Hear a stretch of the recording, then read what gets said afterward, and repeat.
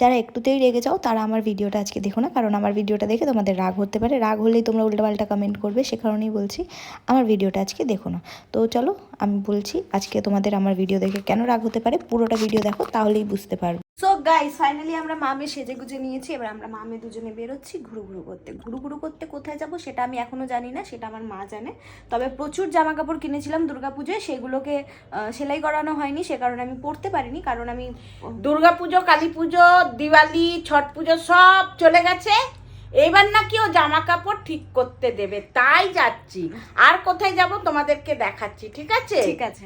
তো যাই হোক সেজে গুজে নিয়েছি, কেমন কেমন লাগছে আমাদের দুজনকে কমেন্ট করে জানিও। আর চলো আজকে থেকে শুরু করলাম একটা নতুন মিনি ব্লগ। আজকে থেকে বলতে আমি রোজই বলি, তারপর আর কন্টিনিউ করতে পারি না। তো যাই হোক তোমরা যদি ভালোবাসা দাও স্টার্ট রাখবো, চলো। তো বেরোনোর পরেই আমার কিছু বাচ্চা কাচ্চা আছে যেগুলোকে খাওয়াতে চলে গেছিলো। আমার কাছে 12টা থেকে 13টা বিড়াল আছে, যেগুলোকে আমাদের বাড়িতেই থাকে, আমাদের জন্যই তারা রয়েছে আর কি, আমার নিজের বাচ্চা বলতে পারো। আমার মা তো অটোতে গিয়েও ফোনে ব্যস্ত, এই অটোতে যেতে গিয়েই আমার মাথাটা গরম হয়ে যাচ্ছিলো। আমার মা ফোনে ব্যস্ত কিন্তু আমি ভিডিও বানাতে ব্যস্ত, কী আর করা যাবে।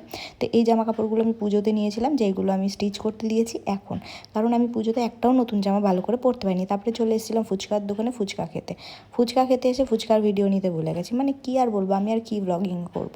তো এখানে ফুচকা খেতে এসেছিলাম, এটা হচ্ছে আমার দিদাবাড়ির এখানে। আমার ফুচকা এখানকার সব থেকে বেস্ট লাগে, যে কারণে আমি এখানে গিয়ে সবার আগে এখানে ফুচকা খাই। এখানে ছোটা ভীমকে দেখার মনে হচ্ছিলাম একটা কিনে নিই, কিন্তু আমার মা আমাকে কিনে দেয়নি।